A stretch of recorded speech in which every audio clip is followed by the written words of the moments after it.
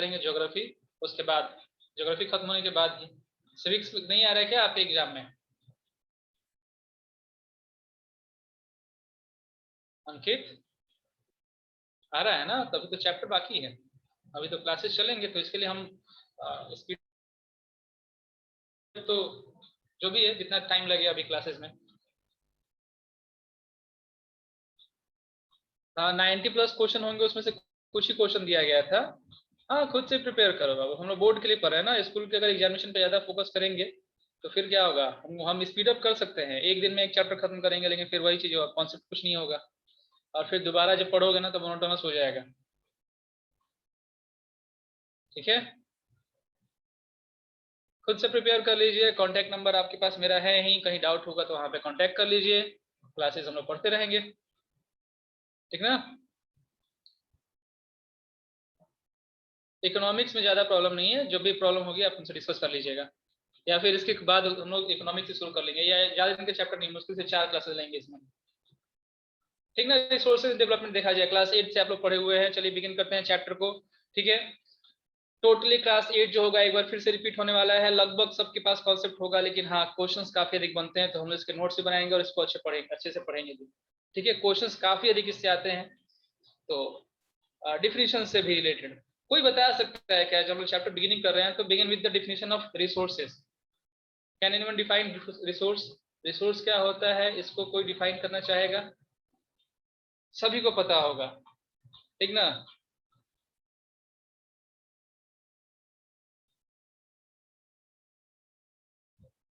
Which fulfil our need, Roshni का कहना है which fulfil our need. Okay, next.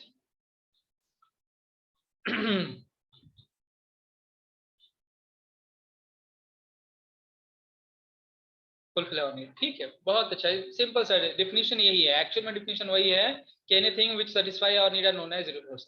कोई भी चीज है, जो क्लास 8 में पढ़े थे कि कोई भी चीज जो होगा वो हमारे नीड को सेटिस्फाई करता है तो वो हमारे लिए रिसोर्स है, अगर वो हमारे नीड को सेटिस्फाई नहीं करता है then it is not resource. ये बहुत सिंपल सा बेसिक सा डिफिनेशन हर एक किसी को पता है, ठीक ना।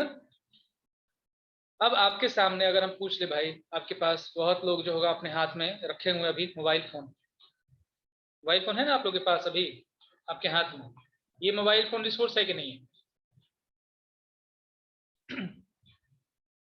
मोबाइल फोन है रिसोर्स, सबको लगता है कि रिसोर्स है, ठीक है। तो मोबाइल फोन कौन सा रिसोर्स में आएगा? घर में फैन चल रहा होगा, फैन चलता है ना घर के अंदर, तो फैन एक रिसोर्स है कि नहीं है? अच्छा, और और ऑस्ट्रेलिया में एक बहुत बड़ा पहाड़ है, ऑस्ट्रेलिया में एक बहुत बड़ा माउंटेन है, रिसोर्स है आपके लिए?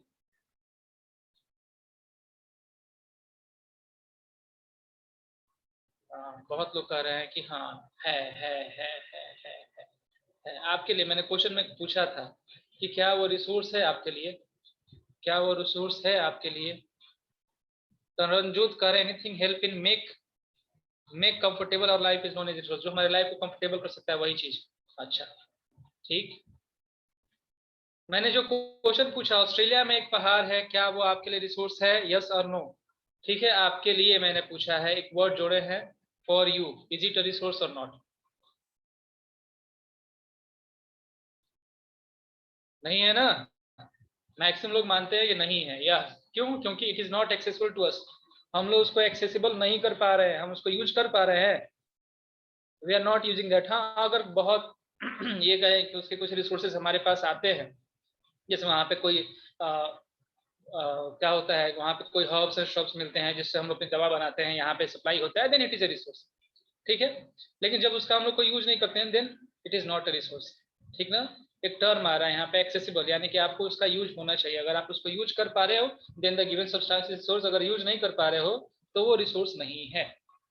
समझ में आ रही बात? पहली बात, रिसोर्स नहीं है आपके लिए, ठीक है। चलो, gold, gold is it resource for you और नॉट? गोल्ड आपके लिए रिसोर्स है कि नहीं है?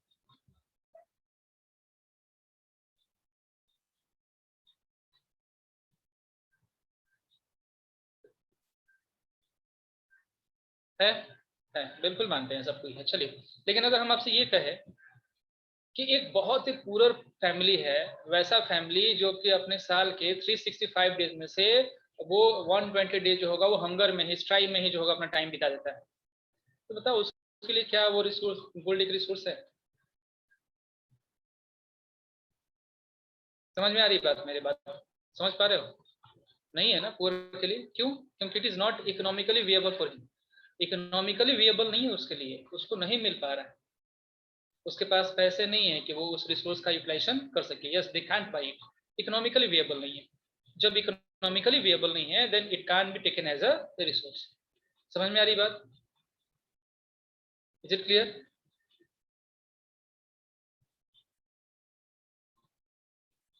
ओके।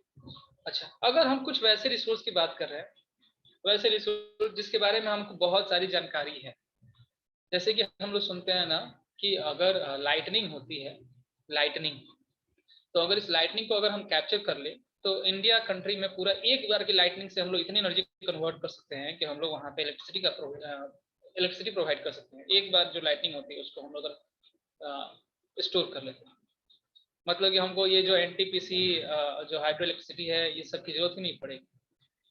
टेक्नोलॉजी को डेवलप करें, ठीक है? समझ में आ रही बात? अब बताइए आपके लिए ये लाइटनिंग, ये जो लाइटिंग होती है जिसके पास इनॉर्मस अमाउंट ऑफ एनर्जी होती है, इज इट अ रिसोर्स और नॉट? अभी सब यस यस हो रहा था, अब सब नो नो होना शुरू हो गया। लाइटनिंग अंकित कुमार कर रहे हैं, यस हो सकता है। अंकित आप मुझे बताओगे कैसे हो सकता है? Raise your hand. सुमित आप भी, सुमित आप भी बताना। जो भी यस कह रहे हैं ना, थोड़ा सा हम लोग डिस्कस कर लिया जाए। आप दोनों अपने प्लीज रेज योर हैंड, आप दोनों, ठीक है, ताकि हम लोग आपसे डिस्कस कर सके थोड़ा बहुत। अगर आपको लगता है, अगर आप कंफर्म हो कि हाँ ये रिसोर्स है तो यस सुमित बताइए। Yes sir. हाँ बताइए, ये रिसोर्स है कि नहीं हमारे लाइटनिंग? सर हो सकता है, क्योंकि सर उससे सर जो बिजली बनेगा, जो इलेक्ट्रिसिटी बनेगा, वो तो हमारे ही यूज में आएगा ना। लेकिन हमारे पास टेक्नोलॉजी नहीं है, हमको पता नहीं है कि हम उससे जो होगा वो बिजली कैसे बनाए। आप क्वेश्चन अगर पहले सर। पूरा सुने। हमारे पास टेक्नोलॉजी नहीं है कि हम लोग रिसोर्सेज को कैसे फॉर्मुलेट करेंगे। Yes sir. तो बताइए। चलो मैं तुमको सिंपल सा एग्जांपल दे रहा हूँ, ठीक है? आप बताना, ठीक ना? अब फॉर एग्जांपल हम अपने आप को लेते हैं, एग्जांपल है मेरे पास बहुत अधिक नॉलेज है, ठीक ना? सुन रहे हो? कहाँ गए सुमित? चलो वापस आओ, भाग गए तुम।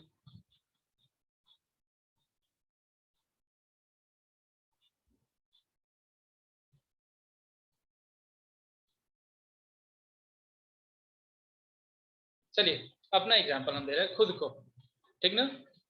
कि हम जो है, मेरे पास नॉलेज खूब अधिक है लेकिन मुझे पढ़ाने नहीं आ रहा या मुझे बोलने नहीं आ रहा, ठीक? मैं हमेशा सीख पढ़ा रहा हूँ, ठीक है? तो क्या हम तुम्हारे लिए रिसोर्स हैं? No sir. नहीं है ना? No sir. ठीक। देखो यही चीज है, यही चीज है, कॉन्सेप्ट हम लोग समझना है कि कब कोई सब्सटेंस रिसोर्स बन सकता है। हाँ, बिल्कुल लाइटनिंग को स्टोर करने के लिए जो होगा ना, टेक्नोलॉजी डेवलप करने का लोग ट्राई कर रहे हैं, बट स्टिल अभी जो होगा टेक्नोलॉजी होगा वो बना नहीं है, ठीक ना? तो ये एक और चीज यस। है कि ये रिसोर्स नहीं कहा जा सकता है जब तक हम उसको यूटिलाइज नहीं कर पा रहे हैं। ठीक, हमारे पास टेक्नोलॉजी नहीं है, कैसे तुम मुझसे नॉलेज निकलवा सकते हो? तो वैसे ही हमारे पास टेक्नोलॉजी नहीं है कि हम लोग कैसे लाइटनिंग जो होगा उसको हम कैसे स्टोर कर सकते हैं। अरे साइंस के क्लास में फिजिक्स वाले सौरभ सर से पूछना, सौरभ सर जो उसको डील करेंगे अंकित, ठीक ना? फिजिक्स सौरभ सर डील करेंगे कि कैसे उसको स्टोर किया जा सकता है। अभी मैं मुझे बस कॉन्सेप्ट प्रोवाइड करना है आप लोग को। ओके, आगे मूविंग अहेड। अगला, हाइड्रोजन बॉम्ब। हाइड्रोजन बॉम्ब, ठीक ना? इज इट अ रिसोर्स और नॉट? बहुत लोग मानेंगे हाँ। देखो मैं जो भी एग्जांपल दे रहा हूँ ना, the same thing may be resource for someone. वही चीज होगा किसी के लिए रिसोर्स हो सकता है, and at the same time that can't be resource, can't be a resource for any another person, ठीक ना? बॉम्ब, क्या हर घर में बॉम्ब बनाने की इजाजत है? घर के अंदर सोच समझ के आंसर करना, नहीं है ना? ठीक है। क्यों? क्योंकि इट इज नॉट एक्सेप्टेबल। अगर ऐसा किया जाने लगे तो, भाई मिर्जापुर तो देखे होगे तुम लोग, देखे हो सर? कौन कौन देखा है मिर्जापुर? चोरी से बन सकता है, देखे हो ना? हाँ हाँ हाँ, हैंड रेज होने लगा। अगर एक बार बंदूक, जैसे बंदूक का सप्लाई होना शुरू किया था तो क्या स्थिति हुई थी? अगर बॉम्ब बनना शुरू हो जाएगा तो फिर क्या होगा? सोसाइटी जो होगा, सोसाइटी क्या कभी कंट्रोल कर पाएंगे उसको, या सोसाइटी उसको अलाउ करेंगे? नहीं ना। तरनजोत कुछ बोलना चाह रहे हो क्या? यस तरनजोत? नहीं, नहीं बोलना है। ओके, देखो सिंपली, हाँ बिल्कुल यही चीज ध्यान देना है कि सबको नहीं अवेलेबल होते हैं ना वो सारी चीजें। तो रिसोर्सेज किसको बोलेंगे हम लोग? अभी तक तो हमने जो डिफिनेशन पढ़ा था, as per that definition anything which satisfy which fulfil our need is known as resource.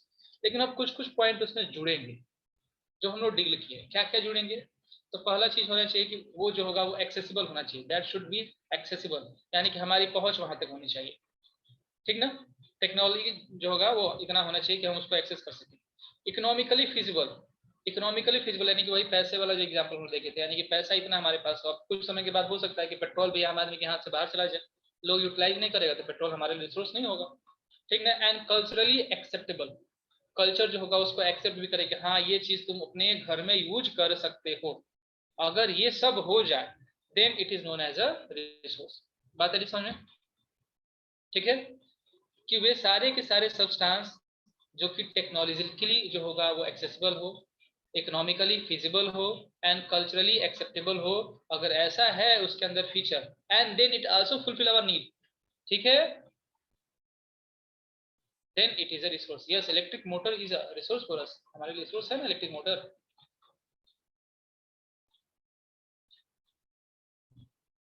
Notes link पे नोट्स जो होगा वो अपलोड होगा, but after completing the chapter, उसके पहले नहीं। और पहले वाले नोट जो होंगे ना वो अपलोड नहीं हो रहे हैं अंकित। जो होगा इसके बाद जो भी आप पढ़ाई कर रहे हो, यानी कि इस मंडे से वही रिसोर्सेज, वही जो नोट्स और वही सारे जो भी आपके वीडियोस हैं, अगेन वही रिसोर्सेज जो होंगे वो अपलोड होंगे। और ये भी जो आपके पास नोट्स है ये चैप्टर खत्म होने के बाद आपको दिखेगा वहाँ पे। ठीक है, उसके पहले मैं इसे शो नहीं करूँगा, इसके पहले आपको क्लास के अंदर ही नोट करना होगा। चलिए जल्दी से जरा रिसोर्सेज का डिफिनेशन आप नोट डाउन कर लीजिए। और अगर अभी भी किसी को कुछ डिस्कस करना है तो मैं सबको ओपन करता हूं, आप अनम्यूट कीजिए अपने आप को और डिस्कस करना शुरू कीजिए। हाँ, क्लास में कर लेते हो इसलिए मुझे ज़्यादा इंटरेस्ट नहीं है उन बच्चों को नोट्स प्रोवाइड करने का जो कि क्लास को बंक करते हैं। तो मैं खुद नहीं चाहता, जो क्लास मिस किए वो मिस किए। अगर उनके पास कोई जेन्युइन रीजन नहीं है तो क्या जरूरत है उनको वीडियो प्रोवाइड करने की, नोट्स प्रोवाइड करने की।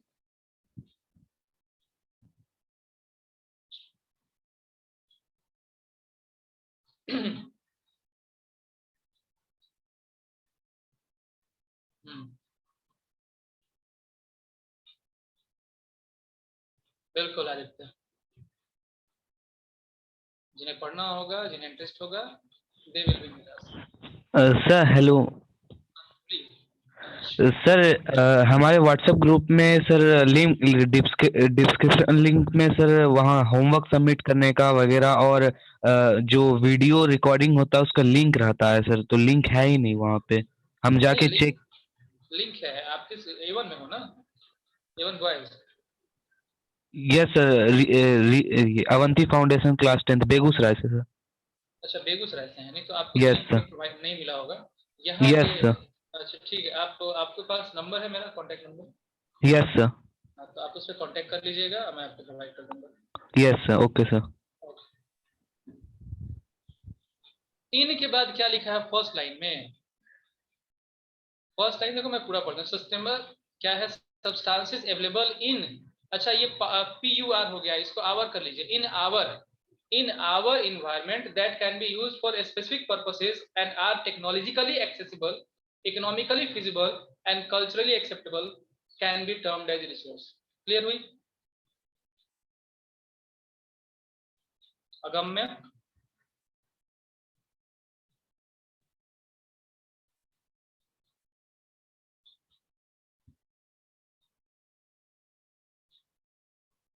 ठीक ठीक, चलिए अब देखो। अब क्या है समझना है हम लोग को, जरा एक डायग्राम आपके सामने आ रहा है। ये एक डायग्राम है, फर्स्ट डायग्राम इस चैप्टर का। इसको देखना है कि कोई भी सब्सटेंस जो होगा वो सब्सटेंस रिसोर्स कब बन सकता है। ठीक है, तो रिसोर्स बनने में एक चीज तो पक्का है, एक पर्सन की जो कंट्रीब्यूशन एकदम नेसेसरी है, that one is human being. Class 8 में आपने पढ़ा होगा कि जो टाइप्स ऑफ रिसोर्सेज होते हैं, उस टाइप्स ऑफ रिसोर्सेज में सबसे जो इंपॉर्टेंट रिसोर्स होता है, सबसे इंपॉर्टेंट रिसोर्स कौन सा होता है? टाइप ऑफ रिसोर्सेज अगर हम कहें 3, नेचुरल, ठीक है, मैनमेड और ह्यूमन, यही 3 तरह के रिसोर्सेज होते हैं। इन्हीं में से 3 में से आपको चूज करना है कि सबसे इंपॉर्टेंट रिसोर्स कौन सा होता है। दिव्यांशु ने कहा नेचुरल रिसोर्स। ओके, और कुछ रिप्लाई आ जाए जरा।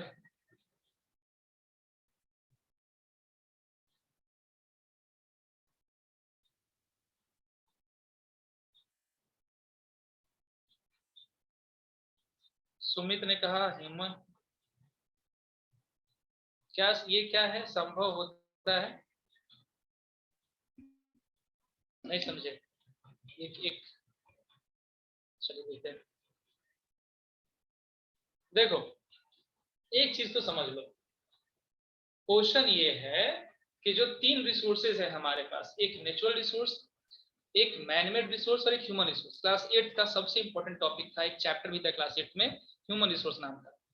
ठीक है, तो फिजिबल का मतलब होता है जो कि एक्सेसिबल, मतलब संभव हो, प्रेजेंट हो, संभव। अच्छा, वो संभव था। ठीक है, तो आपके पास इन तीनों में से कौन सा सबसे इंपॉर्टेंट है? नेचुरल, ह्यूमन मेड और ह्यूमन, तीनों में से। ठीक ना, बहुतों ने कहा ह्यूमन रिसोर्स। हाँ, एक्चुअल में ह्यूमन रिसोर्स ही सबसे इंपॉर्टेंट है। इसलिए क्यों? क्योंकि नदी है, रिवर है, रिवर का वाटर, उसका हमको यूटिलाइज करना इरिगेशन पर्पस में। क्या रिवर खुद बताने आती है कि हम मेरा आप यूटिलाइजेशन कर लीजिए? रिवर बताने आती है क्या? नहीं ना।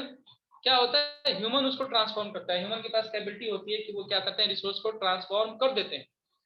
तो सब चीज जो हमारे पास अवेलेबल होता है, everything which is available in our environment, that are known as gift of nature. जो हमारे एनवायरनमेंट में अगर सब सब्सटेंस प्रेजेंट है तो उसको हम लोग गिफ्ट ऑफ नेचर बोलते हैं। ठीक है, लेकिन ये गिफ्ट ऑफ नेचर रिसोर्स कब बनते हैं? तब जब इनमें इंटर करता है कौन? Human being. ठीक ना, समझ में आ रही बात? तो देखो, यहाँ पे इस ट्रायंगल में सबसे पहला है कि रिसोर्स बनने के लिए पहली जो क्वांटिटी होनी चाहिए वो होगी आपकी फिजिकल एनवायरनमेंट, यानी कि नेचर। नेचर से आप सामान लेकर आओगे। कौन लेकर आएगा? ये पर्सन। कौन ये सामान ले आएगा? कौन ये जो होंगे आइटम जो होंगे या जो भी एक्सेसरीज होगा, इसको कौन लेकर आएगा? ह्यूमन लेकर आएंगे। ठीक है, अच्छा, उसके बाद फिर क्या होता है कि ह्यूमन बीइंग जो होगा उस सब्सटेंस को रिसोर्स में कन्वर्ट करने के लिए टेक्नोलॉजी का यूटिलाइजेशन करता है। समझ में आ रही बात? टेक्नोलॉजी का यूटिलाइजेशन करेगा। अगर टेक्नोलॉजी उसके पास नहीं होगा तो क्या उसको वो कन्वर्ट कर पाएगा? अगर हमारे पास आज पहाड़ है बहुत बड़ा, लेकिन उस पहाड़ का जो होगा, हम लोग घर में जो होगा उसके पत्थर यूज करते हैं, ग्रेनाइट वगैरह, तो उसके लिए हमारे पास एक टेक्नोलॉजी चाहिए, कैसे हम उसको तोड़ सकते हैं। अगर वो टेक्नोलॉजी नहीं रहेगी तो क्या हम लोग उसको यूटिलाइज कर पाएंगे? नहीं। सबका मानना होगा कि नहीं, टेक्नोलॉजी बहुत ही नेसेसरी है। ठीक ना, आपके पास सॉइल है, लेकिन तुमने सुने होगा कृषि की भी जो होगी खोज हुई थी। कृषि खोज हुई थी ना, एग्रीकल्चर भी ढूंढा गया।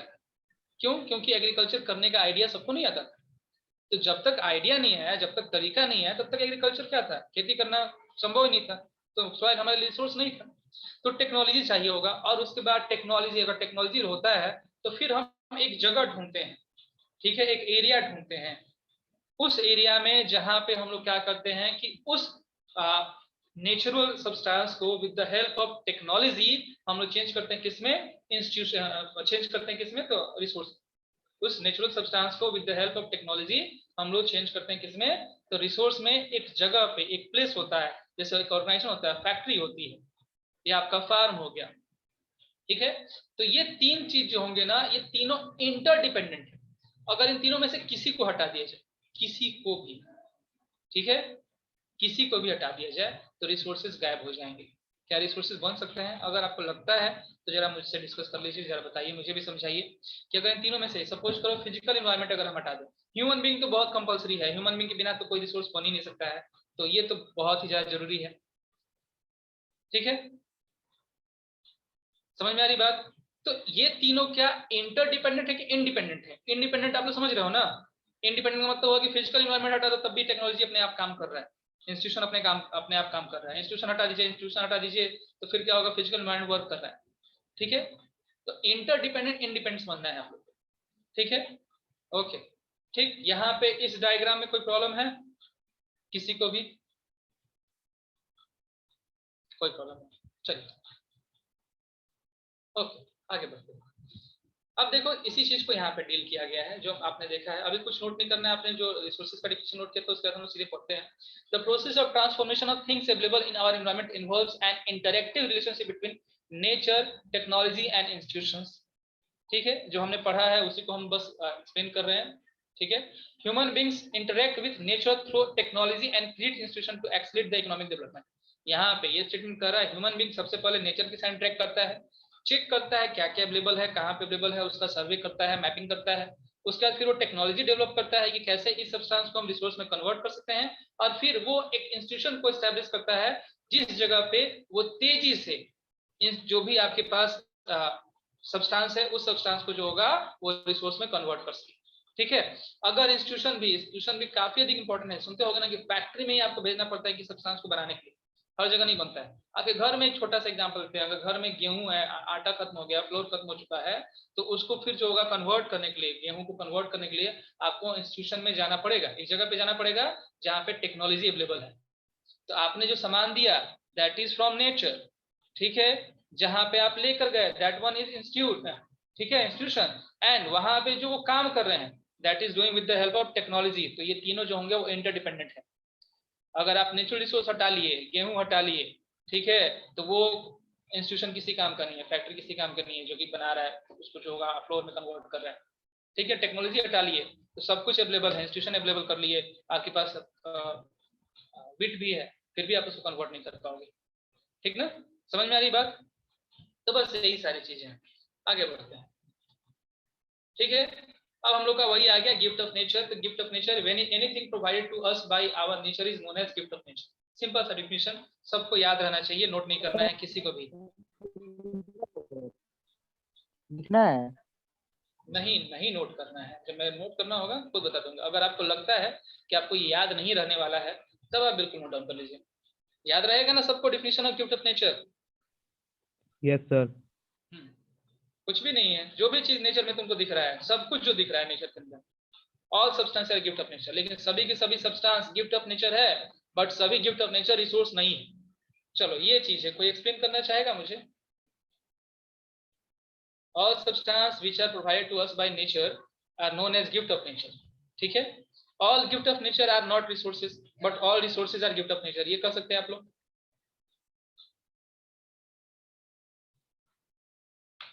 ठीक है, तो अगर क्वेश्चन आ जाए जस्टिफाई करने के लिए तो जस्टिफाई करने आना चाहिए, जस्टिफाई करना चाहिए आप लोग को।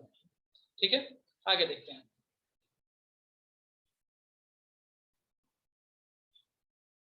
चलो एक क्वेश्चन मिसिंग है यहाँ पे, शायद आप लोग को आंसर हो चुका होगा। ओके अनीश, क्लास के बाद आप मुझसे पूछ लीजिएगा, मैं आपको बता दूंगा। ठीक ना, देखिए अब एक चीज है जो गिफ्ट ऑफ नेचर है। गिफ्ट ऑफ नेचर पहले लोग जो सोचते थे ना कि इनको लगता था कि फ्री ऑफ कॉस्ट अवेलेबल है, मतलब कि पैसे उसे नहीं देने पड़ते हैं, गिफ्ट ऑफ नेचर। तो जब फ्री ऑफ कॉस्ट अवेलेबल है तो इसका हम लोग भरपूर यूटिलाइजेशन कर सकते हैं। क्या ये हमारी सोच सही है कि गलत है? रिसोर्स जो होगा ये गिफ्ट ऑफ नेचर है तो इसका भरपूर उपयोग करना, जितना मन करे उतना उपयोग कर ले, इसकी सोच थी हमारे पास। ये सोच सही है कि गलत है? सर गलत है, बिल्कुल, सब कोई कह रहे हैं गलत है, सब कोई क्योंकि सर हम अपने फ्यूचर जो हमारे फ्यूचर में आने वाले और भी जो भी आने वाले हैं उनके लिए भी हमको देख के आगे बढ़ना होगा, वरना फ्यूचर में तो वो खत्म हो जाएगा रिसोर्स जितना भी होगा। पे जब आपने कह दिया तो चलो यहीं पे हम लोग एक स्टेटमेंट समझते हैं which is beyond the chapter, कि रिसोर्स जो होंगे ना, रिसोर्सेज जो होंगे that are not our attributes, ये हमारी संपत्तियां नहीं, जो रिसोर्सेज की बात कर रहे हैं। ठीक ना, जो रिसोर्सेज हैं इसको हमने अपने we have borrowed this from our descent, ऐसा स्टेटमेंट कहा जाता है कि जो भी आपके पास रिसोर्सेज है ना ये आपकी अपनी संपत्ति नहीं है, इसको आपने अपने डिसेंट मतलब कि अपने आने वाले लोगों से कर्ज ले रखा है। तो आपका ये अधिकार बनता है कि जिससे आपने कर्ज लिया है उसको आप लौटा दो। ठीक ना, तो सस्टेनेबल डेवलपमेंट जो देवेश कुमार कर रहे हैं बिल्कुल एग्री करते हैं आप उससे, कि हम लोग इसी चीज को पढ़ने वाले हैं इस चैप्टर के अंदर। सस्टेनेबल डेवलपमेंट होना चाहिए, रिसोर्सेज हम लोग यूटिलाइज करें लेकिन इतना ही यूटिलाइज करें जिससे जो होगा हमारा नीड तो फुलफिल हो सके, बाकी के लिए बचा भी रहे। तो यही चैप्टर में बिल्कुल वही चीजें हैं जो आप लोग क्लास 8 में पढ़े हुए, वही चीज जो होगा हम लोग फिर से जो होगा डील करने वाले हैं। ठीक है, तो यहाँ पे रिसोर्सेज के कुछ डिफिनेशंस आपको और दिख रहे हैं कि resources are a function of human activities. Human activity जैसा जैसा काम करेगा, ह्यूमन जैसे बिहेव करेंगे, रिसोर्सेज का वैसे डेवलप होगा। और human being themselves are essential components of resources. Human being खुद जो होगा वो रिसोर्सेज के बहुत ही एसेंशियल कंपोनेंट है। मतलब ये ह्यूमन बीइंग के बिना, वो हमने जो अभी चार्ट देखा था उसमें आपने देखा होगा कि ह्यूमन बीइंग जो होगा सबसे इंपॉर्टेंट था रिसोर्स के लिए। ठीक है, रिसोर्स हमारी प्रॉपर्टी नहीं है। बिल्कुल बिल्कुल युवराज का कहना है कि resource is not our property, बिल्कुल सही है। ठीक ना। तो अब आगे कह रहा है they transform material available in our environment in resources and use them. किसके बारे में बात हो रही है? ह्यूमन के बारे में बात हो रही है, जो कि क्या करते हैं कि वो हमारे जो भी सब्सटेंस होते हैं नेचर के अंदर, एनवायरनमेंट के अंदर, उसको ट्रांसफॉर्म करके रिसोर्सेज में चेंज करते हैं। देखो क्वेश्चन अभी आया। ठीक, अब देखिए समझिए जरा, रिसोर्सेज को हम लोग डिवाइड करेंगे। ये एक डायग्राम आएगा आपके सामने जहां पे आपको समझना होगा। तो रिसोर्सेज को हम बस दो पार्ट में डिवाइड करेंगे। ठीक है, एक पार्ट जो होगा नेचुरल कहलाएगा, दूसरा जो होगा वो ह्यूमन कहलाएगा। ठीक ना। रिसोर्सेज दो पार्ट में डिवाइड होंगे, एक होगा नेचुरल, दूसरा होगा ह्यूमन। ठीक है, यहाँ पे हम लोग ह्यूमन मेड नहीं रखे हैं। ये नेचुरल रिसोर्सेज जो होंगे आगे जाकर डिवाइड हो जाएंगे दो पार्ट में। एक को हम लोग बोलेंगे रिन्यूएबल, दूसरे को बोलेंगे हम लोग नॉन रिन्यूएबल। समझ में आ रहा है क्या होता है रिन्यूएबल, क्या होता है नॉन रिन्यूएबल? वैसे हम लोग आगे करेंगे भी, लेकिन आई थिंक सबको क्लियर होगा ये रिन्यूएबल क्या है, नॉन रिन्यूएबल क्या है। क्लियर है? ओके। फिर उसके बाद आएगा एक कंटिन्यूअस और फ्लो, जो कि हमेशा प्रेजेंट रहेगा या बहते रहेगा। ठीक, यहाँ पे थोड़ा बहुत कंफ्यूजन हो सकता है। दूसरा होगा बायोलॉजिकल। कंटिन्यूअस जो होंगे वो अबायोटिक को कहते हैं हम लोग, जैसे कि रेनफॉल, सनलाइट, विंड, ठीक है, वाटरफॉल, ये सब के सब जो होंगे वो कंटिन्यूअस कहलाएंगे। और दूसरे जो होंगे आपके बायोलॉजिकल कहलाएंगे, जहां पे लाइफ कहीं ना कहीं प्रेजेंट होगा, उसको हम लोग बोलेंगे एक होगा नेचुरल वेजिटेशन, वही फ्लोरा, और एक होगा वाइल्ड लाइफ, जिसको हम लोग बोलते हैं फौना। नाम सुने हो ना, फ्लोरा एंड फौना। फ्लोरा यानी कि फ्लोरा मतलब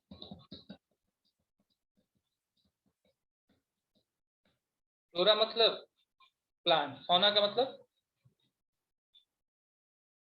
ठीक है, तो वही चीजें हैं।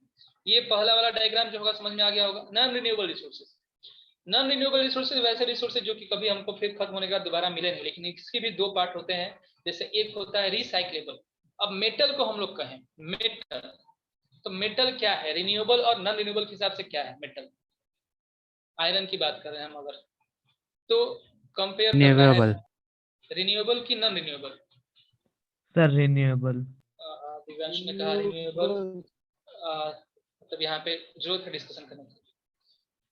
देखो, रिन्यूएबल रिसोर्सेज वैसे रिसोर्सेज जो कि एनफ अमाउंट में प्रेजेंट है, एनॉर्मस अमाउंट में प्रेजेंट है, काफी अधिक अमाउंट में प्रेजेंट है।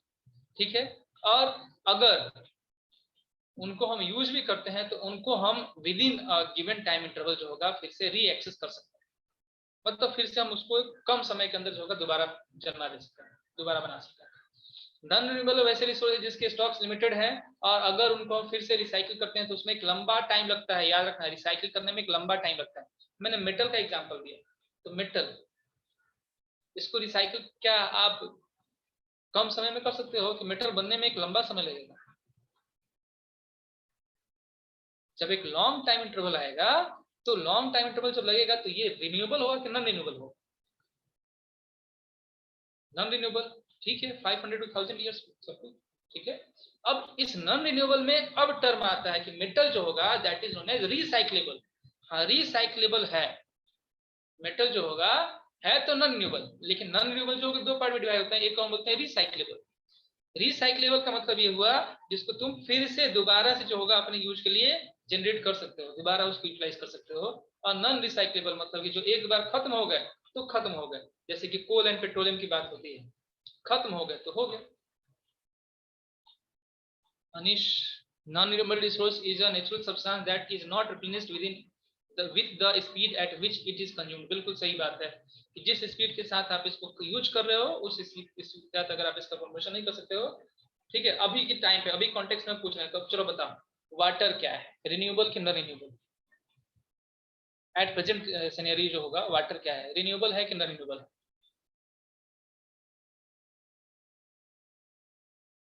एज प्रेजेंट सिनेरियो, तरनजोत बताइए, हैंड रेज कर रहे हैं आप, अपने आप को अनम्यूट कर दीजिए, बोलिए क्या बोलना है। कंगना का एक नॉन रिन्यूएबल। रिन्यूएबल, तरनजोत का कहना है। देखो एज पर प्रेजेंट सिनेरियो वाटर जो होगा वो अभी रिन्यूएबल रिसोर्सेज है, क्योंकि हम जितना कंज्यूम कर रहे हैं लगभग उतना जो होगा फिर से वाटर साइकिल के अंदर बन जाता है। लेकिन अगर हम ऐसे ही यूज करते रहेंगे, ओवर एक्सप्लॉइट करते जाएंगे ना, तो ये रिन्यूएबल रिसोर्सेज जो होंगे उनको टाइम नहीं लगेगा कन्वर्ट होने में, किसमें, नॉन रिन्यूएबल में। क्योंकि हम लोग जो होगा, हम लोग अभी के टाइम पे अभी तो यूटिलाइज कर पा रहे हैं, लेकिन धीरे धीरे पॉपुलेशन बढ़ेगा। और तुम लोग पढ़ते हो वाटर स्कार्सिटी के कॉजेज बहुत सारे तुम लोग पढ़े होगे, साइंस में पढ़े होगे, ज्योग्राफी में पढ़े होगे। वाटर स्कार्सिटी, पॉपुलेशन बढ़ रहा है, बिल्डिंग्स बन रही है, रोड बन रहा है, ठीक है, इनके चलते जो होगा फिर से वाटर जो होगा पेंट्रेट नहीं कर पाता है अर्थ के अंदर। तो एज पर present scenario it is renewable, लेकिन विथ टाइम अगर हमने अपने आप को कंट्रोल नहीं किया, ठीक, then it will become non renewable resource, ठीक ना, क्योंकि इसको रिसाइकिल होने में एक लंबा टाइम लगेगा। समझ में आ रही बात? तो रिन्यूएबल क्या है, नॉन रिन्यूएबल क्या है, क्लियर हुई बात?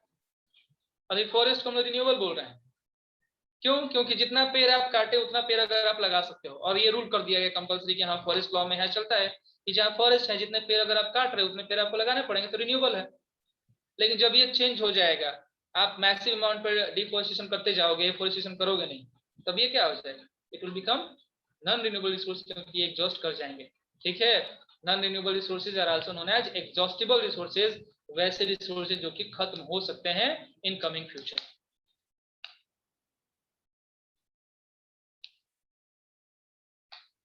हो गया? देखो अब दूसरा जो है वो है ह्यूमन। तो ह्यूमन के अंदर से दो रिसोर्सेज आते हैं, एक है structure and institutions that are human made resources. Structures and institutions, इसको हम सिंपली कहा जाए तो ह्यूमन मेड रिसोर्सेज इसी कहते हैं ह्यूमन के अंदर। क्यों? हमने एक फैक्ट्री बनाई, ये ह्यूमन मेड रिसोर्स हुआ ना। हमने एक मशीन बनाया, तो ये ह्यूमन मेड रिसोर्स हुआ, ठीक है। सर रोड्स बनाया, ह्यूमन मेड रिसोर्स हुआ। एम्स, हाँ एम्स बना लिए, बहुत सही बात है। लेकिन अब इन सभी को बनाने वाले पर्सन, इन सभी को बनाने वाले पर्सन वो खुद एक रिसोर्स है कि नहीं है? Yes sir, yes sir. है। तो उनकी क्वांटिटी भी मैटर करती है और उनकी क्वालिटी भी मैटर करती है, दोनों चीज। क्वांटिटी हो और क्वालिटी ना हो, बर्बाद है, ठीक है। क्वांटिटी खूब अधिक है, खूब लोग हैं, लेकिन उनके पास कोई टेक्नोलॉजी नहीं है, तो क्या वो हमारे रिसोर्स हो सकते हैं? नो सर, नहीं हो सकते हैं, ठीक है। क्वालिटी है लेकिन लिमिटेड अमाउंट है, तो हाँ बिल्कुल हो सकता है, क्वालिटी है लिमिटेड अमाउंट में तो हो सकता है, बट फिर भी क्या होगा कि फिर भी हमारे नीड को फुलफिल नहीं कर पाएंगे, ठीक है।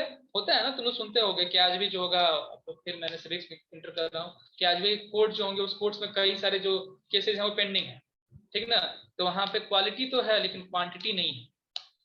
क्वालिटी है जजेस की लेकिन क्वांटिटी नहीं है, क्योंकि बहुत सारे केसेस आते हैं, उतने जजेस अवेलेबल नहीं है। अभी के टाइम पे केसेस देख रहे होगे भाई, कोरोना केसेस बढ़ रहे हैं लेकिन डॉक्टर अवेलेबल नहीं है। तो क्वालिटी है बट क्वांटिटी नहीं है।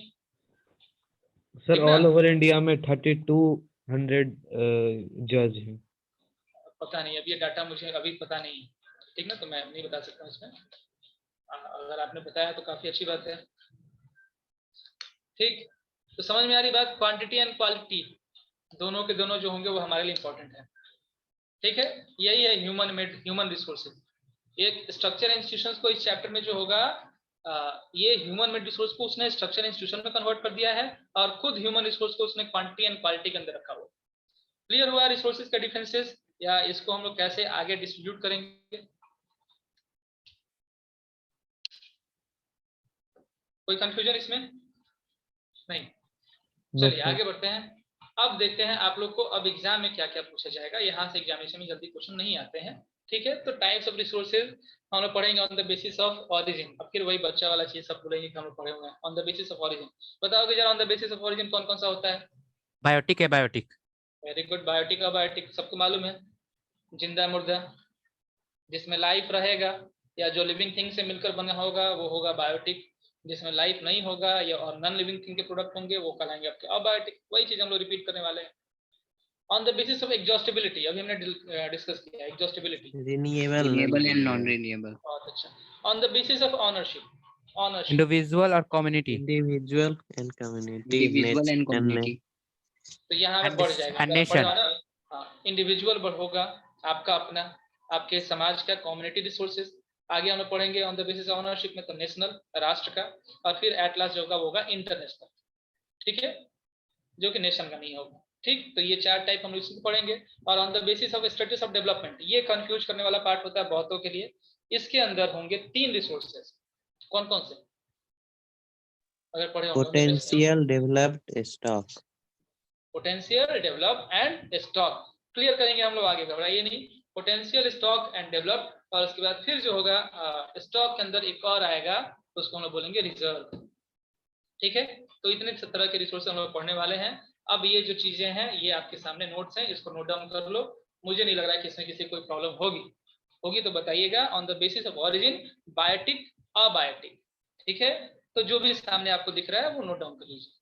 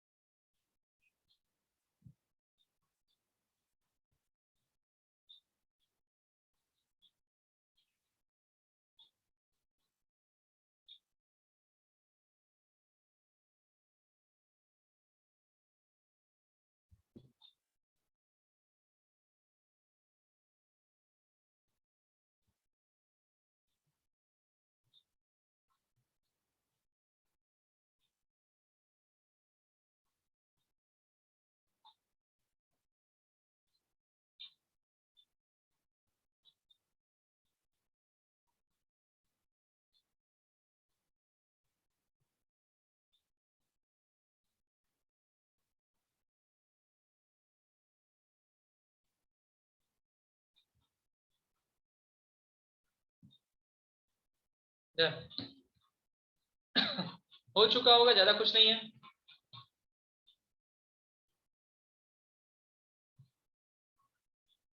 नहीं हुआ है निहारिका, ओके कीजिए।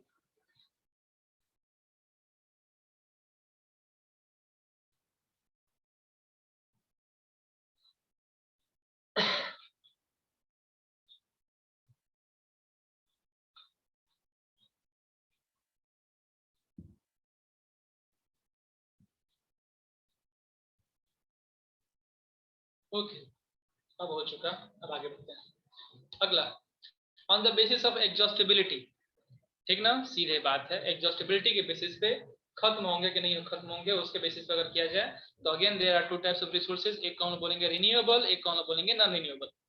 ठीक है, समझ में आ रही है तो नोट डाउन करो, जहां पे नहीं समझ में आ रहा है वहां मुझे आप पूछ लीजिएगा। ठीक है,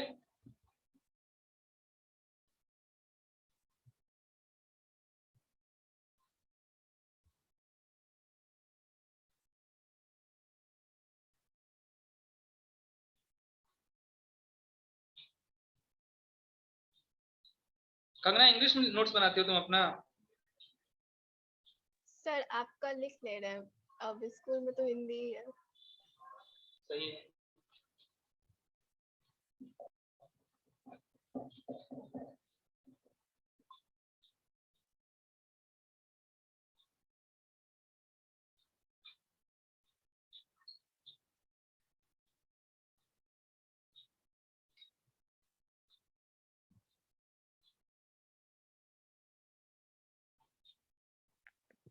सर हमें हमको एक क्वेश्चन सर है। पूछिए।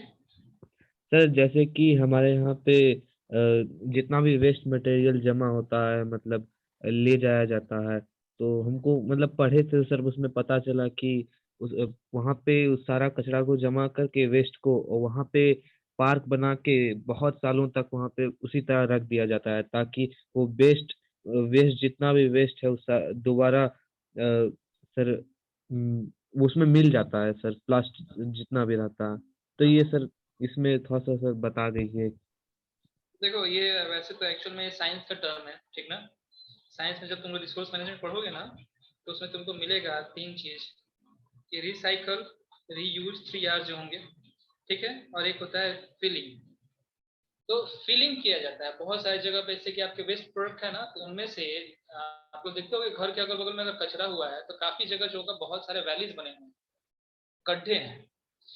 तो क्या किया गया था कि वो लोग वहां पे जाके लैंड फिलिंग में यूज करना शुरू करते हैं। उस रिसोर्सेज को लेंगे, जो भी जहाँ पे भी खाल है बहुत अधिक, वहां पे गड्ढा बना हुआ है उसमें डालेंगे, और फिर उसके ऊपर जो होगा वो मिट्टी जो होगा छिड़क देंगे, और वहीं पे जो होंगे अभी स्ट्रक्चर से बनना शुरू हो गए हैं। जैसे आपका अगर घर भी होगा ना, तो कभी गार्जियन से पूछना, तो वो लोग बताएंगे कि हाँ इसके नीचे काफी सारे वेस्टेज जो होंगे, अगर शहर में घर होगा तो काफी सारी गंदगी इसके अंदर है, कचरा जो होगा इसके अंदर जमा हुआ है। ठीक है। दूसरी बात क्या होती है कि बहुत सारी जगह पे क्या कहता है कि बायोडिग्रेडेबल सब्सटेंस को वहीं पे सिर्फ और सिर्फ बायोडिग्रेडेबल सब्सटेंस जो होंगे उसको डिपोजिट किया जाता है। तुम पढ़े हो कंपोस्ट के बारे में, पढ़े हो कंपोस्ट? ठीक है। तो कंपोस्ट का फॉर्मेशन किया जाता है बायोडिग्रेडेबल सब्सटेंसेस से, वहां पे भी उनका भी काम डिपोजिशन के थ्रू ही होता है। और एक और चीज होता है जैसे कि नॉन बायोडिग्रेडेबल सब्सटेंस होता है, उसको भी कहीं हम लोग जमा कर लेते हैं और उसके ऊपर जो होंगे स्ट्रक्चर्स बना देते हैं। तो यही यूज होता है उनका। आपके पास जो भी वेस्ट प्रोडक्ट होंगे उसको लिया जाएगा और उसको कहीं जो होगा जमा कर दिया जाएगा किसी प्लेस पे।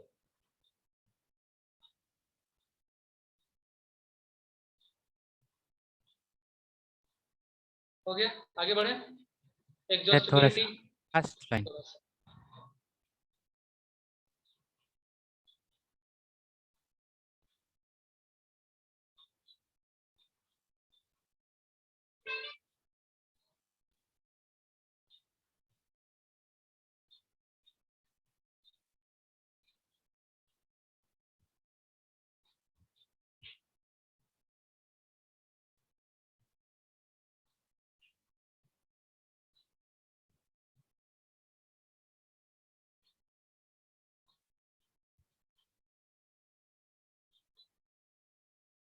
हाँ ये चैप्टर बहुत इजी है, बहुत ही ज्यादा इजी है चैप्टर।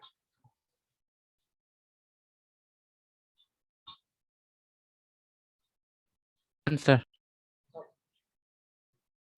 इस चैप्टर में बस एक दो फैक्ट्स आएंगे जो सामने होंगे, वही थोड़ा बहुत याद करना होगा, तो बाकी कुछ भी याद करने वाला नहीं।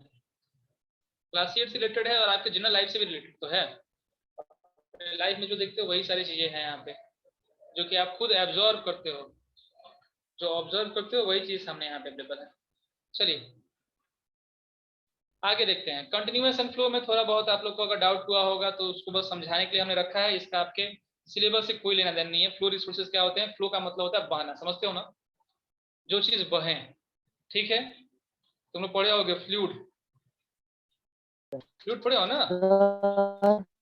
हाँ, कौन कौन होते हैं सॉलिड लिक्विड गैस में, कौन फ्लूइड होते हैं? नहीं लिखना नहीं, समझना है।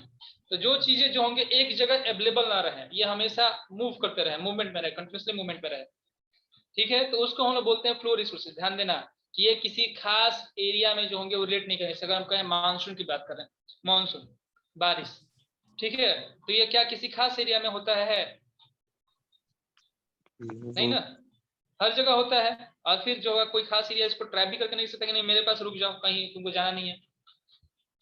ठीक, तो अगर ऐसा कंडीशन हो गया कि हाँ वहां पे वेरी करते रहता है, तो उसको हम बोलते हैं क्या?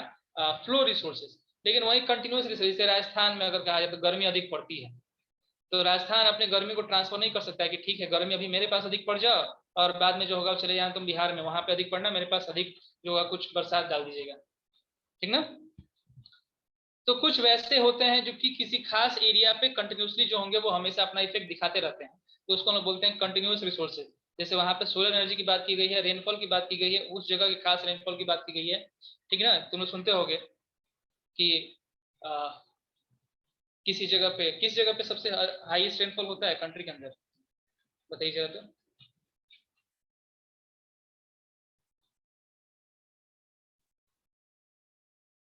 मानसी रमन, मेघालय। मेघालय, अच्छा।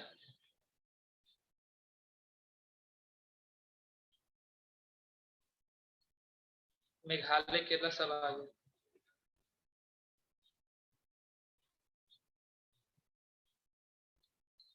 बस 3 आंसर है, मेघालय, तमिलनाडु, मेघालय, बस यही इतने ही आंसर आ रहा है। जगह का नाम दो बहुत फेमस जगह है, एक है मानसी रमन और एक है चिरापुंजी, नाम सुने हो ना? ठीक है, हाँ इट्स मानसी रमन। ठीक, तो वो उस जगह के लिए जो होगा कंटिन्यूस रिसोर्सेज हैं, क्योंकि वहां पे काफी अधिक रेनफॉल होता है। लेकिन मानसून की बात करें, ठीक है, तो मानसून जो होगा वो कंटिन्यूस रिसोर्स नहीं होगा। चलिए यहाँ नोट नहीं करना था, अब आगे आते हैं हम लोग अगला नोट करने के लिए। ये है on the basis of ownership. ठीक, इसमें से तुम लोग दो समझते होगे अच्छे से, इंडिविजुअल एंड कम्युनिटी। ये दोनों को तुम लोग जानते होगे। आपका घर इंडिविजुअल रिसोर्स है कि कम्युनिटी रिसोर्स है? Individual individual resource sir. आपके आपके घर के बगल का पीछे का मंदिर मस्जिद जो कम्युनिटी ओन्ड रिसोर्स। रिसोर्सेज है, ठीक है। एक बड़ी सी फैक्ट्री जिसमें 100 लोगों का शेयर हो, कम से कम 100 लोग पार्टनर हैं। कम्युनिटी। अरे वाह, मैंने Community, कहा एक sir. बड़ी फैक्ट्री जिसमें 100 लोगों का पार्टनरशिप है, 100 लोगों का, समझना है, ठीक है। ग्रुप ऑफ पीपल और अ खास पर्सन, एक सिंगल पीपल, इसके द्वारा ऑन किया गया। अब 100 आदमी का जो फैक्ट्री है, तो क्या उसमें हम जा सकते हैं? हम जा सकते नो हैं? सर, नहीं जा नो सकते हैं सर, ना। क्योंकि अब हम लोग मेरा ऑर्डर उसमें वहां पे ज्वाइन चल ही सकता नहीं है? हुए। बिल्कुल नहीं ज्वाइन है ना। तो वो कौन सा रिसोर्स हुआ? प्राइवेट हुआ कि पब्लिक हो गया? प्राइवेट पब्लिक में जरा प्राइवेट प्राइवेट। प्राइवेट हो गया, तो वो इंडिविजुअल रिसोर्स के अंदर आएगा ना। Yes sir. Yes sir. ये इंडिविजुअल रिसोर्सेज हैं, owned by a single person और अ ग्रुप ऑफ पर्सन। कोई भी फैक्ट्री जो होगी, कोई भी कंपनी होती है, वो सिंगल पर्सन जल्दी नहीं चलाते हैं, ग्रुप ऑफ पर्सन होते हैं, तो उसको इंडिविजुअल रिसोर्स कैटेगरी में रखा जाएगा। लेकिन कम्युनिटी ऑन रिसोर्सेज होंगे, वहां पे मैक्सिमम पर्सन जो होंगे वो विजिट कर सकते हैं। समझ में आ रही बात हम लोग को? ये यस सर। टेम्पल है बगल में, तो भले मेरा कुछ भी नहीं है, फिर भी हम वहां पे जा सकते हैं ना, मेरे लिए रिस्ट्रिक्शंस नहीं है। अगर वहां पे रिस्ट्रिक्ट कर दिया जाए कि हाँ इस टेम्पल में इस सिटी के या यहाँ के पर्सन नहीं आएंगे, तो उसको हम लोग कम्युनिटी ऑन रिसोर्स नहीं बोलेंगे, that will be taken as private resources. समझ में आ रही बात? अगर हम अपना एक टेम्पल बना लेते हैं और कहते हैं कि नहीं, यहाँ पे सिर्फ मेरे और मेरे कुछ खास लोग ही पूजा करेंगे, तो कम्युनिटी ऑन रिसोर्स नहीं कहलाएगा, वो प्राइवेट रिसोर्स कहलाएगा। समझ में आ रही बात? अच्छा, अब दूसरी बात, आपका घर क्या नेशनल रिसोर्स है कि नहीं है? है। नहीं है। नहीं है। किसने कहा नहीं है? है। नहीं, जिसने कहा नहीं है थोड़ा सा हमसे डिस्कस, है भी या नहीं है ये तो हम लोग डिस्कस करेंगे। है कि नहीं है घर हमारा? अब सब पलट गए बात, सब है करने लगे। है? अच्छा, नहीं है आप सर, कैसे है? कौन? हाँ, कंगना, ठीक, चलिए कंगना आप बताइए, आप सुनती हो ऐसा कुछ इलेक्शंस के टाइम? अब अच्छा चलो, इलेक्शन नहीं है, अगर तुम्हारे घर के आसपास कुछ खास लैंड एरिया हो, बढ़िया सा लैंड एरिया होगा, और वहां पे क्या करेगा, हम एयरपोर्ट बना सकते हैं, तो तुम्हारे घर को रहने दिया जाएगा वहां पे कि तोड़ दिया जाएगा? हटा देगा हटा सर। देगा। ये पूल वाला ही हम एग्जांपल ले सकते हैं अभी। हाँ बिल्कुल, पुल वाला एग्जाम्पल ले सकते हैं। तो जब हटा दिया, तुम्हारा प्राइवेट रिसोर्स था, तुम्हारा अपना था, तो कैसे वो हटा दिया? नहीं हटा सकता था ना। सर तो मुझसे परमिशन लिया। नहीं, परमिशन नहीं लेगा, आपको ऑर्डर देगा और बदले में कंपनसेशन देगा। ऑर्डर देगा और कंपनसेशन देगा। समझ में आ रही है बात? वो आपसे परमिशन बिल्कुल लेने वाला नहीं है। वो आपको बोलेगा कि ये जगह मुझे चाहिए, इस जगह पे हमें अपना जो होगा एक इंफ्रास्ट्रक्चर होगा उसको डेवलप करना है। सर बट उसको उस जगह के बदले कोई और जगह पे लैंड देना होगा ना। में लैंड नहीं, आपको एक अमाउंट दे सकता है, या आपको कहीं रिहेबिलिट कर सकता है, दोनों में से कोई भी, जो आपका नीड होगा, आपका डिमांड होगा। हाँ जी दिव्यांशु, आवाज नहीं आ रही आपकी। सर अगर हम मना कर दिए तो सर? तभी सर आपको अगर उठाकर, हम मना कर दिए तो? तभी आपको आपकी जो जमीन है ना उसको वो लेगा ही लेगा, ठीक है, लीगली उसके पास नहीं है। सर देखो, गवर्नमेंट के एरिया में अगर हम लोग का होगा तब तो वो कुछ भी नहीं देगा, क्योंकि नहीं वो देखो, हम लोग वो का ऐसा एरिया लेगा सब तब कुछ, ना कुछ देगा। देखो वो सब कुछ ऐसा नहीं करता है। कंपनसेशन जो होगा ना, वो कंपनसेशन आपके एक्चुअल वैल्यू के कई गुना अधिक होता है, ठीक है। एक्चुअल वैल्यू से कई गुना अधिक होता है। एक्चुअल वैल्यू अगर उसका हुआ 1 करोड़, तो उसको करीब 2-3 करोड़ रुपया आपको कंपनसेशन में देगा, ठीक है। गवर्नमेंट बिल्कुल नहीं है ऐसा क्रूएल। ये गवर्नमेंट के पास अधिकार है कि अगर किसी एक को परेशान करने से बाकी सबको बेनिफिट होता है, तो वो उस चीज को कर सकता है। हम लोग एक ऐसे गवर्नमेंट के अंदर रह रहे हैं जहाँ पे मेजोरिटी प्रिवेल करती है, तो अगर क्योंकि मेजोरिटी एयरपोर्ट हमारा रिसोर्स एक तरह से बन जाएगा, तो उस एक रिसोर्स रिसोर्स को बन गया, बनाने उससे की। सबको उससे बेनिफिट होगा ना, तो हमको वही काम करना होगा। हाँ स्मित बोलिए, जो भी बोलना है बोल सकते हो आप। सर ये पब्लिक सेक्टर कंपनी से इंडिविजुअल रिसोर्स में आएगा ना? कौन? Public sector company? Yes sir. नहीं, पब्लिक सेक्टर कंपनी जो होगा, अब वहां पे हम लोग देखेंगे, और गवर्नमेंट वाला पब्लिक में अभी नहीं डाला जाए। अगर कंपनी हो गई तो कभी भी इंडिविजुअल रिसोर्स नहीं होंगे, ठीक है। आप उसके यूजेस कर सकते हो, लेकिन ऑनरशिप आपके कंट्रोल में नहीं रहेगा। अभी हम लोग इसी 4 पे जा डिस्कस कर ले, फिर उस पर डील करेंगे। क्या ये सर फिर हम लोग फिर कहाँ रहेंगे? अरे जगह देगा, अभी तो वही डील कर रहे हैं। कि जब भी आपसे सामान लेगा, चलो दूसरा एग्जाम्पल, तुम लोग सुनते हो ना इलेक्शन के टाइम पे गाड़ी पकड़ा गया, ऐसा वर्ड सुनते हो? सुने हो? सर नहीं सुने हो? होता है क्या है कि लोग अपने बाइक लेकर जा रहे होते हैं और पुलिस जो होगा इलेक्शन के टाइम पे बाइक क्या करती है, बाइक कैप्चर कर लेती है उनका, अपने पास रख लेती है और उनको बोलती है कि जाइए अपना पैदल घर जाइए। ठीक है, बाइक कौन सा रिसोर्स हुआ, इंडिविजुअल कि कम्युनिटी बेस्ड? इंडिविजुअल। हाँ इंडिविजुअल हुआ ना, लेकिन फिर क्या यस हुआ कि सर, इस इंडिविजुअल रिसोर्स का ऑनर कौन हो गया? गवर्नमेंट हो गया, हुआ कि नहीं हुआ? Yes sir. तो और ये टेम्पररी टाइम चीजें, के वो कुछ लिए। ये रूल्स के चीजें, हाँ कुछ रूल्स है, ये चीजें आप लोग को रूल्स किसको है अधिकार जिसको हम देते लोग को हैं? फॉलो करना होगा। अगर हम लोग नहीं करेंगे तो वो हमारे इंडिविजुअल रिसोर्स को जब्त कर सकता है। नहीं, वो जब्त नहीं करता है। आप जब भी कोई व्हीकल खरीदना ना, सर तो उसके जो वापस भी जाता है डॉक्यूमेंट सर पॉलिसी गाड़ी। होंगे उसको अच्छे से पढ़ना। उसमें साफ लिखा रहता है कि जब भी नीड पड़ेगी गवर्नमेंट को, ठीक है, जब भी नीड पड़े गवर्नमेंट को, आपके उस रिसोर्सेज का वो यूटिलाइजेशन कर सकते हैं। ठीक, और आप उस पर साइन करते हो, यानी कि आप ऑथराइज करते हो गवर्नमेंट को कि अपने नीड के टाइम पे वो हमारे रिसोर्सेज को यूज करते हैं। ये अधिकार आपने खुद दिया है, ठीक ना, आपने उस पेपर पे खुद साइन करके दिया है। अगली बार अगर कभी कुछ खरीदने जाओ तुम लोग जब बड़े होकर, तो इस चीज को जरूर पढ़ना। मैंने पढ़ा है इसलिए मैं बता रहा हूँ आपको, ठीक है।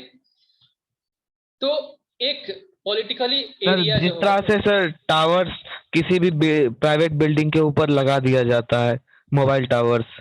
नहीं नहीं, मोबाइल टावर तो लोग प्राइवेट बिल्डिंग के ऊपर लगाते हैं, उसके बदले में उससे रेंट लेते हैं, और वहां पे वो चीजें नहीं करती हैं। अगर वो ऐसा करती हैं तब भी वो रेंट प्रोवाइड करेंगे।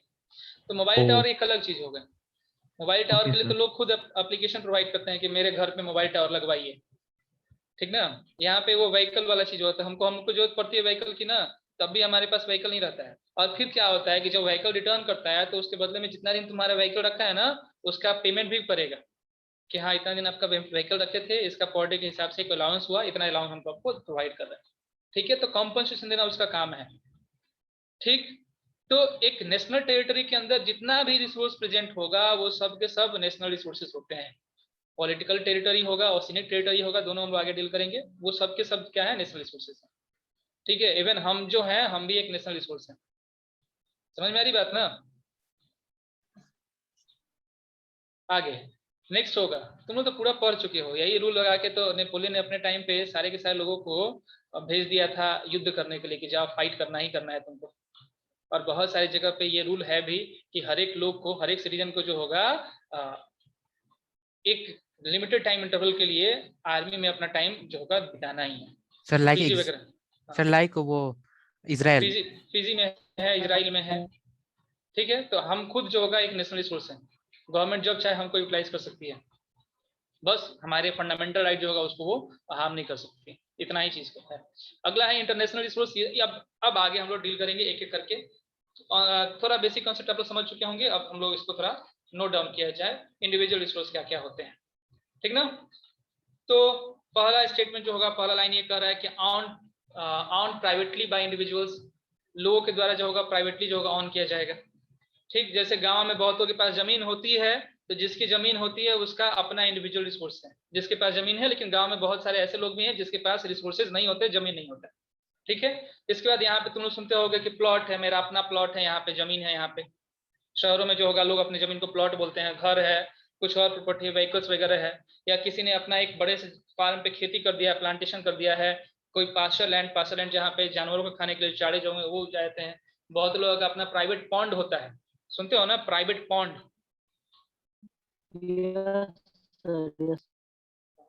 ठीक है, और वेल्स के अंदर आने वाले वाटर बहुत लोग अपना प्राइवेट वेल भी रखते हैं। वेल भी दो तरह में आ जाएंगे, कम्युनिटी वेल होगा, एक प्राइवेट वेल होगा। पहले जो होगा, पहले के टाइम पे प्राइवेट वेल हुआ करता था। अगर प्रेमचंद की कहानी सुने होगे तुम लोग, तो उसमें एक कहानी है, एक स्टोरी है एक वेल के बारे में, जाके थोड़ा गूगल कीजिएगा अगर कभी स्टोरी पढ़ने का शौक होगा तो। ठीक है, तो अगर आपने अपना बनाया है तो वो भी आपका प्राइवेट है, वेल भी है तो आपका अपना है। ठीक, समझ में आया प्राइवेट? ठीक, यहाँ पे इंडिविजुअल नहीं है, इंडिविजुअल्स है, एक से अधिक लोग भी प्राइवेट प्रॉपर्टी के मालिक हो सकते हैं। ठीक, ऐसा नहीं कर दी जाए कि 100 आदमी है अगर शेयर होल्डर, तो वो कम्युनिटी रिसोर्स हो जाएगा। ठीक है, चलिए नोट डाउन कर लीजिए इंडिविजुअल रिसोर्स को।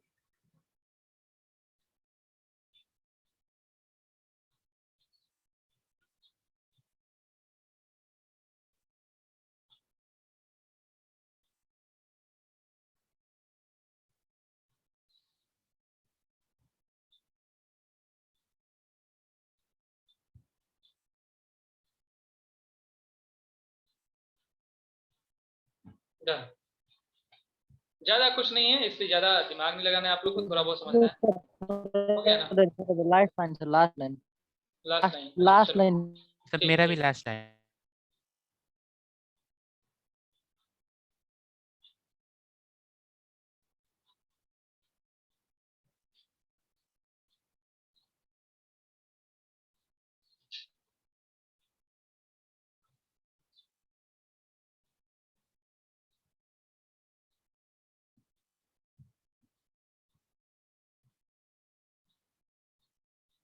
डन हो गया। चलिए अगला नोट कीजिए, कम्युनिटी ऑन रिसोर्सेज। बस अगर ऊपर का लाइन भी अगर आप लोग नोट कर लोगे तो आपका डेफिनेशन वहां से कंप्लीट हो जाएगा। एग्जाम्पल तो बहुत सारे आप लोग खुद से दे सकते हो।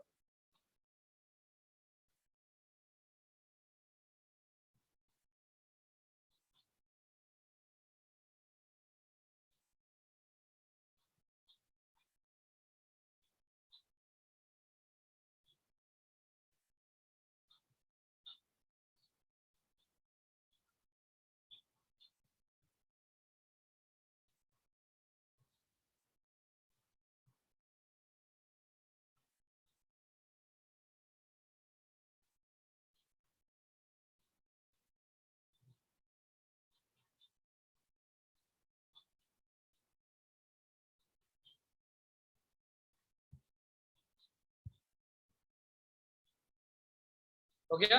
चलिए आगे, यहाँ पे एक वर्ड दिया हुआ है डी फैक्टो। डी फैक्टो का मतलब होता है इन एक्चुअल, रियल, वास्तव में। ठीक ना? मुझे लगा आप लोग पूछोगे इसलिए मैंने ब्रैकेट में लिख दिया इन रियल वे। ठीक ना?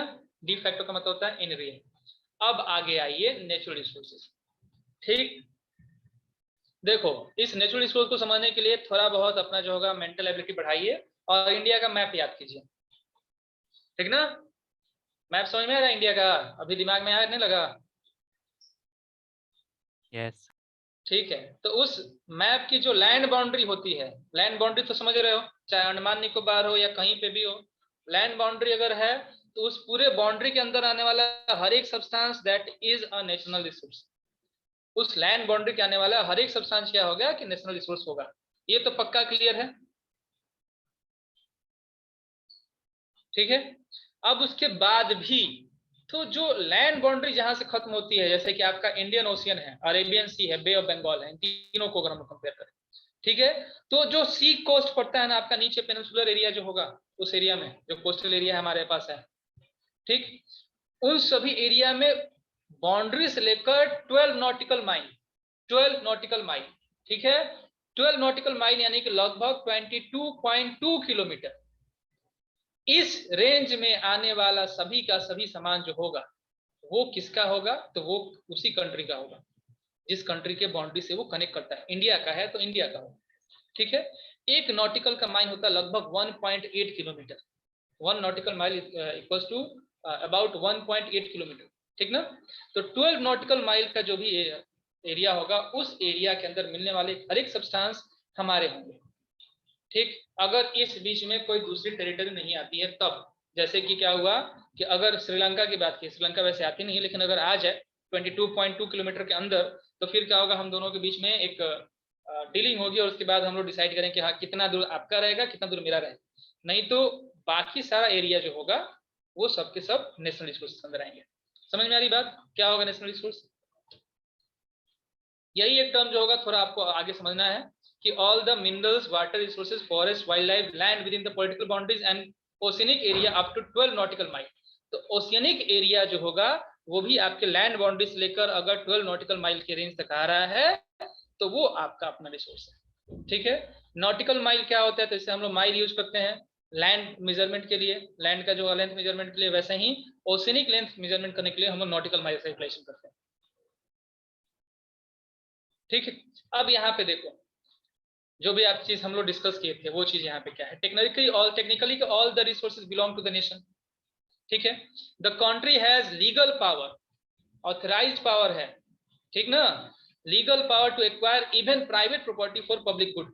अगर आपके पास घर खूब अधिक है और आपके पास रूम्स काफी अधिक खाली है और अगर केसेस ऐसे हो जाते हैं कि उसमें हमको पेशेंट रखने की जरूरत पड़े, तो गवर्नमेंट के पास ये अधिकार है कि वो आपको आपके रूम को बोल सकता है कि अपना रूम छोड़कर जाइए, कहीं और जाइए, जब तक हमको नीड है तब तक इस रूम में हम जो होगा इस घर के अंदर हम पेशेंट को रखेंगे।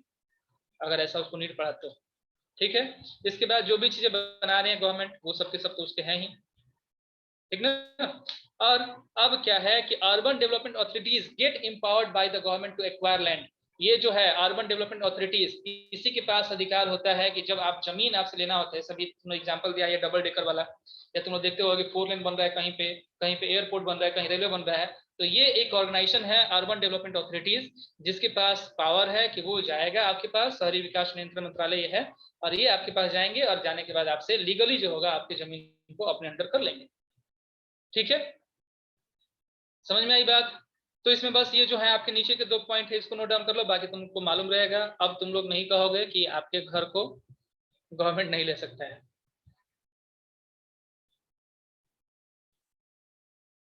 क्लियर हुआ दिव्यांशु, निहारिका?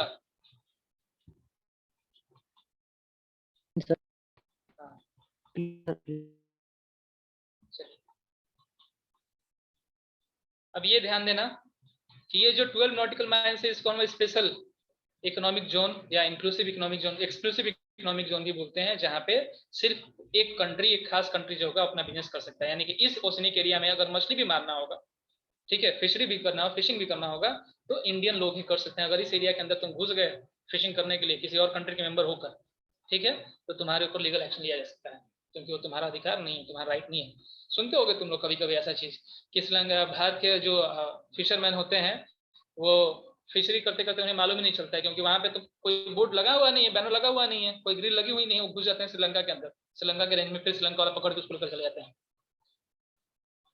फिर उसके बाद केसेस होते हैं, पता किया जाता है ये क्या, ये कहीं स्पाई वगैरह तो नहीं था। तो ध्यान देना, यही चीज यही होता है।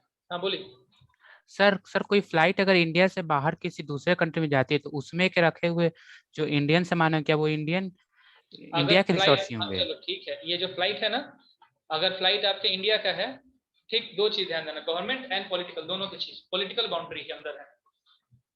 इंडिया का फ्लाइट है तो इंडिया के उस फ्लाइट पे अधिकार इंडियन गवर्नमेंट का है, भले किसी और कंट्री में क्यों ना चला गया, तो वो हमारा रिसोर्स हुआ, यानी कि इंडिया का रिसोर्स हुआ, नेशनल रिसोर्सेज के अंदर आ गए। इवन हमारे कंट्री में अमेरिकन एम्बेसी है, सुनते हो ना, एम्बेसी सुनते हो, राजदूत लोग रहते हैं वहां। Yes sir, yes. हमारे कंट्री में अंदर अगर अमेरिकन एम्बेसी भी है तब भी वो हमारा रिसोर्स नहीं है, वो अमेरिका का रिसोर्स है। ठीक है, क्यों? क्योंकि वो उसकी पॉलिटिकल टेरिटरी के अंदर आ रहा है, ज्योग्राफिकल टेरिटरी के अंदर नहीं आ रहा है, लेकिन पॉलिटिकल टेरिटरी के अंदर आ रहा है। ठीक, तो हमारा जहाज अगर उड़ के चला गया किसी और कंट्री के अंदर, तो अपना बिजनेस करने के लिए गया, बिजनेस मोटिव के लिए गया, वहां पे वो खड़े रहने के लिए नहीं गया, तो वो हमारा रिसोर्स। समझ में आई बात? ठीक है, अब लास्ट देखिए जरा, last one is international resource. ठीक है, तो इंटरनेशनल रिसोर्स यही जो था आपका इकोनॉमिक जोन, पहले आपका रहेगा 12.2, उसके बाद जो होगा 200 नॉटिकल माइल्स, उसके बाद और बढ़ जाइए, क्योंकि बीच के जो रेंजेस होते हैं वो रेंजेस होंगे बहुत अधिक डिस्टर्बिंग रेंजेस होते हैं, वहां पे कोई भी फोर्सेस नहीं आ सकते हैं, परमिशन लेना पड़ता है। ये अब थोड़ा सा चला जाएगा वहां पे पॉलिटिकली। तो एक्सक्लूसिव इकोनॉमिक जोन से 200 नॉटिकल माइल के बाद जितने भी एरिया होते हैं उस पे कुछ इंटरनेशनल ऑर्गेनाइजेशन जो होंगे उनका अधिकार होता है, उनके राइट्स होते हैं, और अगर आपको कुछ भी करना होगा उसके अंदर तो आपको उससे परमिशन लेना पड़ेगा। युवराज शो कर तुम देख रहे हो क्लासेस, ठीक है।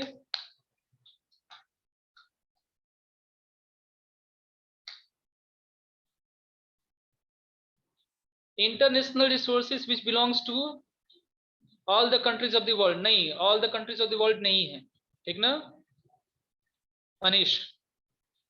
अगर आपने कहीं से डिफिनेशन देखा होगा तो डिफिनेशन गलत है। These are controlled by international organisations, और ये इंटरनेशनल ऑर्गेनाइजेशन जो होंगे they empower a given country to access the resources. जैसे हम इंडिया की बात करेंगे कि इंडियन ओशन में इंडिया जो होगा उसको अधिकार दिया गया है कि वो एक्सक्लूसिव इकोनॉमिक जोन के बाहर भी इंटरनेशनल रिसोर्सेज का जो रेंज होता है वहां पे जाकर खुदाई कर सकता है, ठीक है। तो वो स्पेशल पावर जो होगा that are granted by UNA का आपने नाम लिया, हाँ बिल्कुल ऐसे ही ऑर्गेनाइजेशन होंगे, यूएनए एक तरह का ऑर्गेनाइजेशन है, ठीक ना। नोट कर चुके आप लोग इंटरनेशनल रिसोर्स को? नहीं सर, कर रहे हैं। यहाँ पे बस ये 2 था जो कि आपको याद रखना होगा, ठीक है।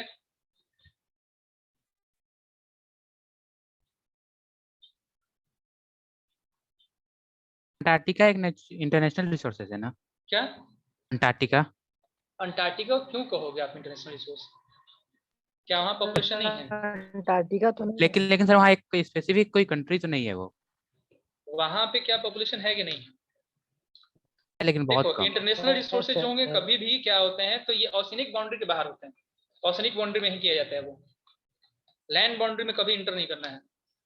समझ में आ रही बात? और वैसे बाउंड्री जो कि गिवन रीजन 200 नॉटिकल माइल दिया है ना, अगर उसके आसपास में कोई कंट्री नहीं पड़ती है तब वो इंटरनेशनल रिसोर्स हुआ। ठीक है।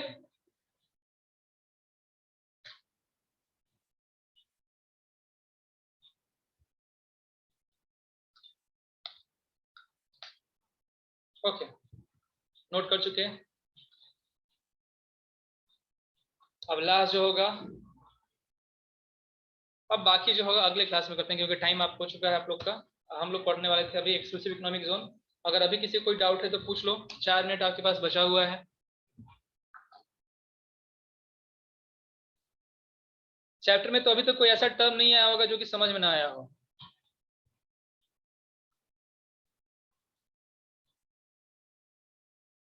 लेकिन अंटार्कटिका में नहीं है अभी।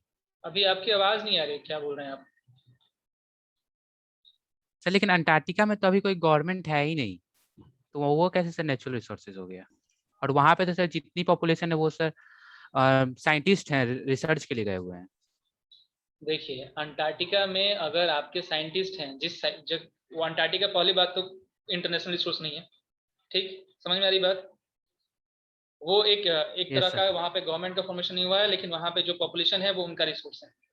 ठीक, अभी साइंटिस्ट लोग वहाँ पे चल जाए क्योंकि वहाँ पे गवर्नमेंट का परमिशन नहीं हुआ है, और वहाँ पे जाके वो रिसर्चेस कर रहे हैं। लेकिन जब वहाँ पे गवर्नमेंट का परमिशन हो जाएगा तब क्या होगा कि तब भी इन लोगों को पूछ कर परमिशन लेकर ही जाना पड़ेगा। ये नहीं है कि पूरा का पूरा वर्ल्ड या ऑर्गेनाइजेशन जो होगा वहाँ पे उसको ऑन कर सकता है, बिल्कुल नहीं, ऑन नहीं कर सकता है। ठीक है। अगर और जो भी आपके इंटरनेशनल ऑर्गेनाइजेशन है वो ऑन करना शुरू कर दिए तब हम इसको बोलेंगे ये इंटरनेशनल रिसोर्स हो गया। अभी सपोज करो ना कि आपका एक रूम है जिस रूम में कोई नहीं रहता है, अभी आपका घर अभी खाली है, आप जा चुके हो, नहीं रहते हो, तो क्या वो रिसोर्स कम्युनिटी रिसोर्स में आप काउंट कर सकते हो? हाँ बिल्कुल, जिसको जाना है जा सकते हैं। No sir. नहीं कर सकते हैं ना, तो अंटार्कटिका को हम लोग इंटरनेशनल रिसोर्स के अंदर काउंट नहीं कर सकते हैं। पॉपुलेशन वहाँ पे नहीं है एक लार्ज अमाउंट में। ठीक है, लेकिन फिर भी जो होगा वो एक नेशनल रिसोर्स के अंदर उसको रखना चाहिए। अब सनलाइट को अंदर मत कर देना कि सनलाइट कौन सा रिसोर्स हुआ, 200 नॉटिकल माइल्स के बाद आ रहा है।